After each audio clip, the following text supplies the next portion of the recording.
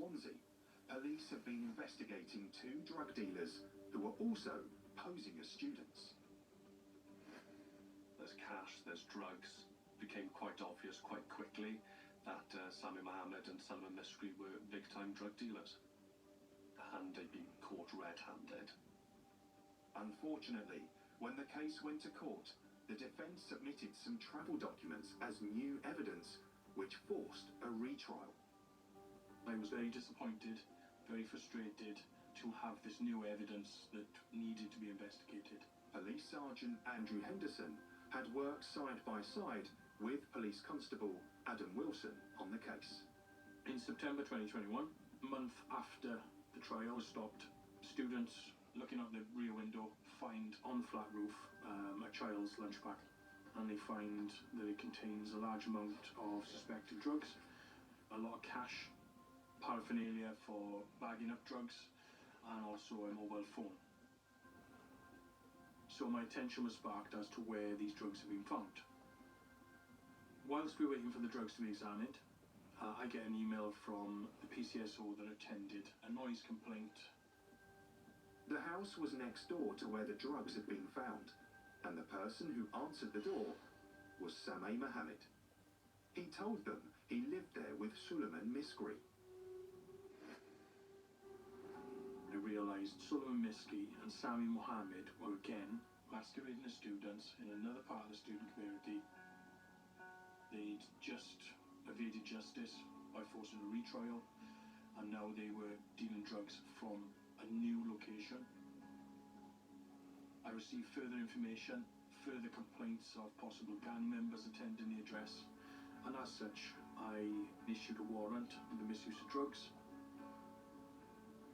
No persons were present, but what we did find was large amounts of money, small amounts of drugs, paraphernalia to suggest drug supply was taking place, a couple of mobile phones, and documentation linking Sami Mohammed and Suleiman Misri to the address.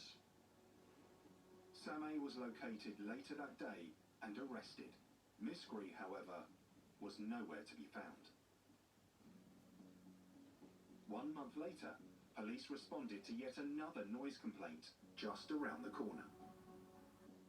The same PCSO done another student visit at another address. Allegedly, Suleiman Misri was also living at that address, along with two other associates. On his way to search the house, Police Sergeant Henderson spotted their missing suspect. I caught a glimpse of Suleiman Misri leaving an address. I immediately relayed this information to my colleagues who were also on patrol in the area. I kept observation then at the address he'd just left. I was informed within an hour that he had been detained. Why are you guys arresting him? Because we've got an allegation or suspicion that you're concerned in the supply of Class A drugs. Knowing he'd been detained, and knowing he'd left that address, we forced entry.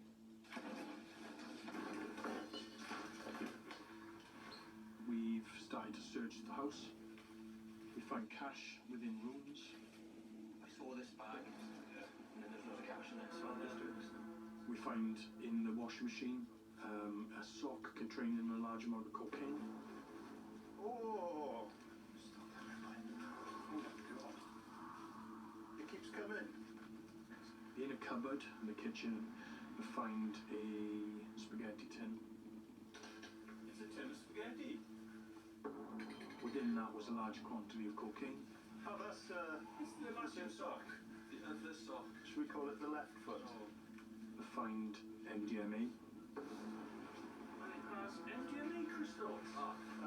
We just continue to keep finding amounts of Class A drugs. And that's in the cupboard where the drugs were. That's the cupboard where the drugs were, where the cupboard.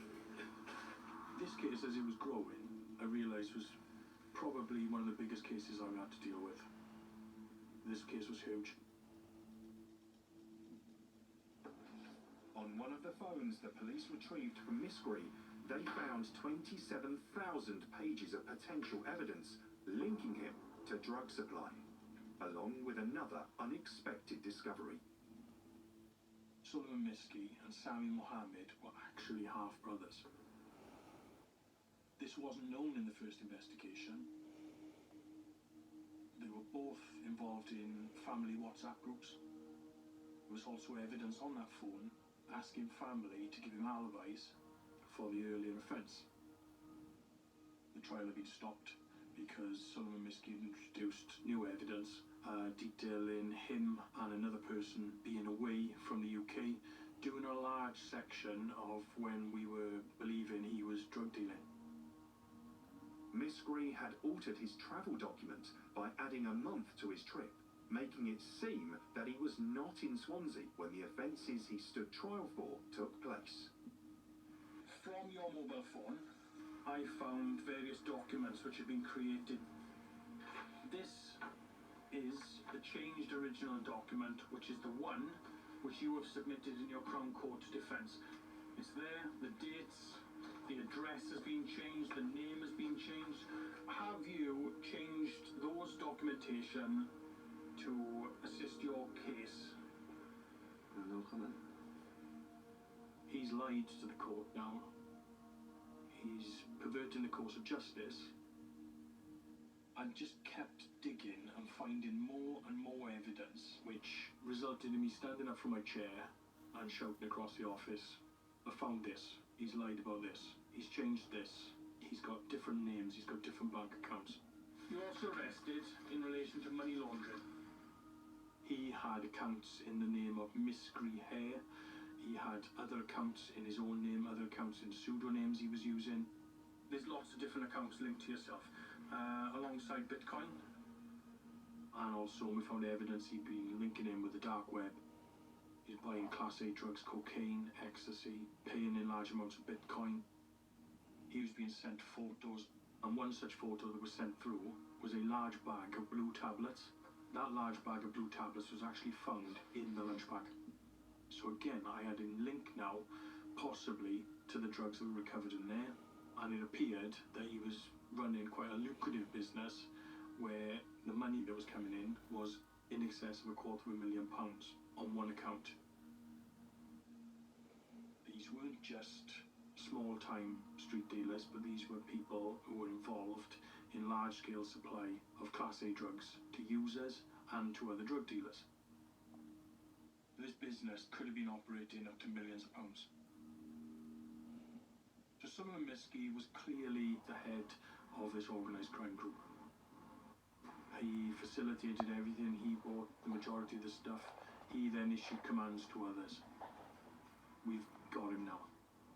He is not going to get away with this again. He faced 27 different charges, and Miski would not admit at any point he'd done anything wrong. Anything you could tell me at this stage? No comment. Anything innocent? No comment. After 4 years and 2 trials, 5 men were jailed, as the ringleader, Suleiman Misgri, was found guilty on all counts and sentenced to 13 years. His half-brother, Sami Mohammed, was sentenced to 4 years and 11 months. 3 other members of the gang, who were acting as drug runners, were given sentences ranging from 2 to 3 years each. It was a fantastic result in the end. It was some serious jail time for both of them. We can't let these drug dealers have a hold on, the student population, the local communities. I've lost friends to drug addiction, and I've seen the impact it has on the people who are left behind. When somebody goes from being a nice kid to a drug addict, where they constantly need drugs to get by, it's devastating. And these people have to be caught. If we can cut the amount of drugs that come into the city, we can make the communities better, we can make Swansea better.